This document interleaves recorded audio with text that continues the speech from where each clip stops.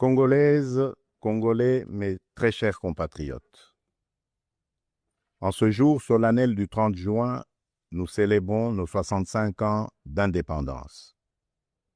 65 ans d'un cheminement audacieux amorcé le 30 juin 1960, lorsque notre peuple, uni par une aspiration irrépressible, a revendiqué son droit inaliénable à la liberté et à l'autodétermination. Cette date n'est pas qu'un jalon historique. Elle est un appel vibrant à honorer la mémoire de nos héros, à raviver notre idéal commun et à réaffirmer notre engagement pour une République forte, unie et prospère. En ce jour de souvenir et d'espérance, j'honore la mémoire de nos pères fondateurs, Joseph Kasavubu, Patrice Emery Lumumba, et de tous ceux qui, souvent dans l'anonymat, ont offert leur vie en sacrifice pour rendre possible l'idéal d'un Congo libre et maître de son destin. Leur courage est le socle de notre souveraineté, leur vision, le flambeau de notre avenir. Mes très chers compatriotes, aujourd'hui, notre célébration revêt une portée exceptionnelle. Il y a quelques jours, à Washington, sous l'égide des États-Unis d'Amérique, la République démocratique du Congo et le Rwanda ont signé un accord de paix historique, un tournant décisif pour mettre fin à un conflit qui, depuis près de 3 décennies, a semé la désolation dans l'est de notre pays, causant des millions de morts et de déplacés, en particulier dans l'est de notre territoire. Cet accord, signé par les ministres des Affaires étrangères de nos 2 pays lors d'une cérémonie solennelle présidée par le secrétaire d'État américain, M. Marco Rubio, reprend les acquis de la résolution 2773 du Conseil de sécurité des Nations unies et ouvre la voie à une nouvelle ère de stabilité, de coopération et de prospérité pour notre nation, pour la région des Grands Lacs et pour l'Afrique tout entière. Je voudrais exprimer, au nom du peuple congolais, notre profonde gratitude aux États-Unis d'Amérique pour leur engagement déterminant en faveur de la paix. Nos remerciements les plus sincères vont au président Donald Trump pour son implication personnelle dans ce processus de pacification porteur d'espérance. Son leadership a permis de réunir les partis autour d'une vision commune. J'adresse également mes vifs remerciements à l'État du Qatar pour ses bons offices, et particulièrement au Cheikh Tamim Ben Hamad Al Thani, dont la médiation discrète et efficace a contribué à rapprocher les positions et d'ouvrir un dialogue sincère entre notre pays et le Rwanda. Je tiens également à exprimer ma profonde gratitude à 2 dignes fils de l'Afrique, dont l'engagement déterminant a largement contribué à porter la tragédie sécuritaire que traverse la République démocratique du Congo à l'attention de la communauté internationale. Grâce à leur implication active dans le processus de Luanda et de Nairobi, Son Excellence João Manuel Gonçalves Lourenço, président de la République d'Angola, et Son Excellence Uhuru Kenyatta, ancien président de la République du Kenya, ont su mobiliser les consciences et renforcer la visibilité de la cause congolaise sur la scène régionale et internationale. Cet accord n'est pas seulement un document. Il est une promesse de paix pour les populations de Goma, Bukavu, Rutshuru, Masisi, Nyiragongo, Lubero, Ituri et de toutes les localités martyrisées par la guerre. Ce processus diplomatique s'articule également avec les discussions en cours à Doha, au Qatar. Notre ambition reste sans équivoque rétablir pleinement l'autorité de l'État sur l'ensemble du territoire national et œuvrer à l'instauration d'une paix réelle, durable et partagée dans toute la sous-région. Les attentes de nos populations sont immenses, notamment celles de l'Est du pays qui ont trop longtemps souffert. Nous abordons donc cette ultime phase du processus avec détermination, dans le respect de notre souveraineté et des aspirations légitimes de notre peuple. Les prochaines étapes devront aboutir à la démobilisation, la réinsertion conditionnelle, et au cas par cas des ex-combattants à travers le PDDRCS et enfin à la reconstruction des régions jadis affectées par les conflits armés. Ces avancées diplomatiques s'inscrivent dans une dynamique plus large de reconquête et de l'affirmation de notre souveraineté, de redéploiement de notre influence et de reconstruction de la confiance internationale envers la République démocratique du Congo. Elles font écho à notre récente élection comme membre non permanent du Conseil de sécurité des Nations Unies pour la période 2026-2027, une première depuis 34 ans.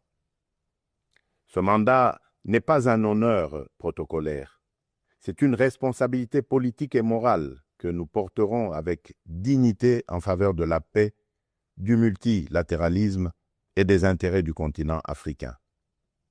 Mes très chers compatriotes, l'accord signé à Washington ouvre des perspectives inédites. Il augure une ère de paix durable, de coopération régionale et de prospérité partagée. Il nous engage à reconstruire nos communautés, à revitaliser nos économies et à restaurer la dignité de chaque Congolais. Mais cette paix, aussi précieuse soit-elle, reste fragile. Elle exige de nous tous, gouvernements, citoyens, partenaires internationaux, un engagement indéfectible pour sa consolidation. Nous continuerons à exiger que justice soit rendue aux victimes et que les responsables des atrocités répondent de leurs actes. Je salue le courage exemplaire de nos forces armées, des forces de police et de sécurité et de tous les résistants patriotes Ouazalendo qui, au péril de leur vie, défendent notre patrie. Leur bravoure est le rempart de notre souveraineté. À vous, mes sœurs et mes frères de l'Est, je veux dire que votre résilience est une source d'inspiration pour la nation entière. Vos souffrances n'ont pas été vaines. Elles ont forgé notre détermination à réfuter toute solution précaire à cette crise et à nous engager à bâtir un avenir meilleur. Mes très chers compatriotes, l'indépendance que nous commémorons aujourd'hui n'est pas seulement une conquête du passé, elle est surtout un cap pour l'avenir. Elle est un projet vivant, un idéal à construire chaque jour. Cet idéal exige de nous que nous surmontions non seulement les menaces armées, mais aussi l'insécurité sociale, l'injustice, le tribalisme et la division. Le peuple congolais aspire à un pays de paix, de justice et de dignité. Un pays où l'on veut et on peut vivre sereinement, travailler avec honneur et offrir à chaque enfant congolais la liberté de rêver grand, sans peur ni entrave. Réaliser ce rêve requiert la mobilisation de toutes nos forces vives, institutions, citoyens, diaspora, partenaires, autour d'un même idéal, bâtir un Congo moderne, sûr et respecté. Il est temps de transcender nos clivages, de rejeter les discours de haine et les manipulations, et de faire de notre diversité une force, non une fracture. Notre unité n'est pas une option, elle est une condition de survie. C'est dans cet esprit de responsabilité et de dépassement de soi que j'ai tenu, il y a quelques semaines, une rencontre franche et républicaine avec M. Martin Fayoulou, l'un des leaders de l'opposition. Ce geste, que beaucoup n'auraient osé imaginer depuis les élections de 2018, témoigne d'une volonté partagée de placer l'intérêt supérieur de la nation au-dessus des querelles partisanes. Cette rencontre marque une étape importante vers une politique de réconciliation, d'écoute mutuelle et de respect réciproque. Elle donne surtout corps à l'exigence du peuple congolais, celle d'une classe dirigeante capable de s'unir aux moments les plus critiques, d'agir avec maturité et de servir ensemble la grandeur de la République. Mes très chers compatriotes, les défis qui se dressent devant nous ne se limitent pas à la sécurité. À Kinshasa, la congestion urbaine et les embouteillages affectent la qualité de vie. Le manque de discipline, l'urbanisation désordonnée et l'insuffisance des transports en commun rendent la vie difficile à des millions de nos compatriotes. À Kalemi, Kasangoulou et même ici, dans la capitale Kinshasa, les inondations récentes ont causé d'importantes pertes en vies humaines et dégâts matériels, détruisant des habitations, emportant des infrastructures routières et provoquant des déplacements massifs de population.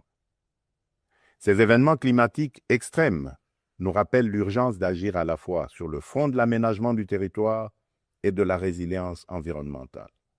À Mbandaka, le naufrage d'une embarcation a coûté la vie à plusieurs dizaines de nos compatriotes, endeuillant la nation tout entière.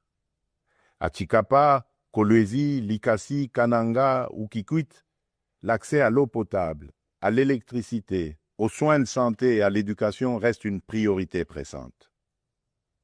Face à ces défis, l'État n'est pas resté indifférent. Il agit. Des missions de secours ont été déployées, des fonds d'urgence mobilisés, des projets structurants lancés pour renforcer les infrastructures et améliorer les conditions de vie.